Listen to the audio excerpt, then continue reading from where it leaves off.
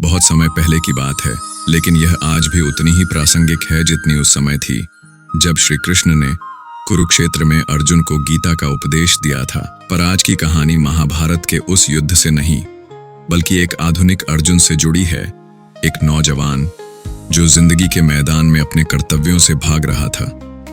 इस युवा का नाम भी अर्जुन ही था। वह एक सामान्य परिवार से था, लेकिन उसकी सोच बड़ी थी।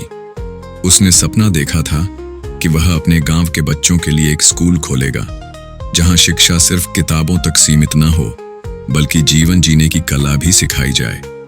पर जिंदगी आसान नहीं थी। एक दिन उसके पिता की तबीयत बिगड़ गई। अर्जुन को नौकरी छोड़कर वापस गांव आना पड़ा। उसने अपनी मां की आंखों में वो पीड़ा देखी जो उसके पिता की बीमारी और उसके अधूरे सपनों की मिलीजुली छाया थी। अर्जुन की आंखों में सवाल थे, क्या ये मेरा सपना अधूरा ही रह जाएगा? क्या अब मेरा जीवन सिर्फ जिम्मेदारियों का बोझ बनकर रह जाएगा? उसी रात वह उदास मन से गांव के पुराने मंदिर गया, जहां श्री कृष्ण की मूर्ति रखी थी। उसने आंखें बंद की और कहा, हे कृष्ण, आप तो सब जानते हो। आप अर्जुन को गीता में समझा सकते हो, लेकिन मेरे जीवन का युद्ध कौन लड़ेगा? तभी उसे मंदिर की दीवार पर गीता का एक श्लोक दिखाई दिया, कर्मण्येवाधिकारस्ते मा फलेषु कदाचन। अर्थात तू केवल कर्म करने में ही अपना अधिकार रखता है, फलों में नहीं। उसके अंदर कुछ टूटकर फिर से जुड़ने लगा, मानो कहीं दूर से श्री कृष्ण की आवाज आई हो, अर्जुन, तुम युद्ध से भाग नहीं सकते। तुम्हारा धर्म है संघर्ष करना, परिणाम की चिंता छोड़ देना। उस रात अर्जुन की सोच बदल गई। अगले ही दिन उसने पिता के इलाज के लिए छोटी सी दुकान शुरू की और उसके साथ साथ गांव के बच्चों को पढ़ाना भी। शुरुआत में सिर्फ 4 बच्चे आए, फिर 8, फिर 12। कुछ सालों में वह छोटा कमरा एक स्कूल में बदल गया। लेकिन मुश्किलें वहीं नहीं रुकीं। जमीन का झगड़ा, गांव की राजनीति और फिर एक दिन वह हादसा जब स्कूल को जलाने की कोशिश की गई। अर्जुन फिर से टूटा।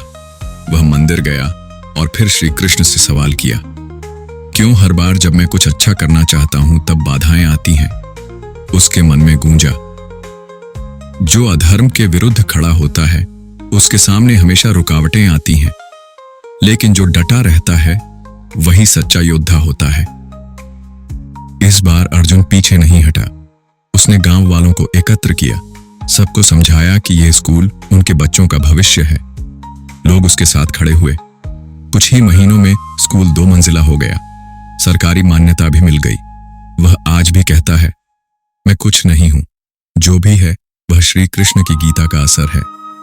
और अंत में जब अर्जुन से पूछा गया, अगर तुम्हारे जीवन में श्री कृष्ण ना होते तो?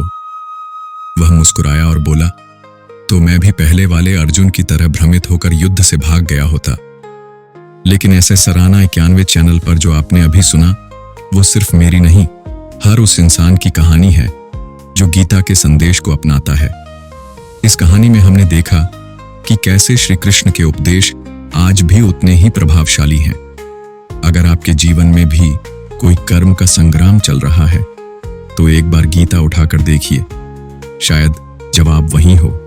अगर आपको ये प्रेरणादायक कहानी पसंद आई हो, तो एसएस राणा 91 चैनल को जरूर सब्सक्राइब करें और इस वीडियो को उन सब के साथ शेयर करें जो जीवन के संघर्षों से जूझ रहे हैं।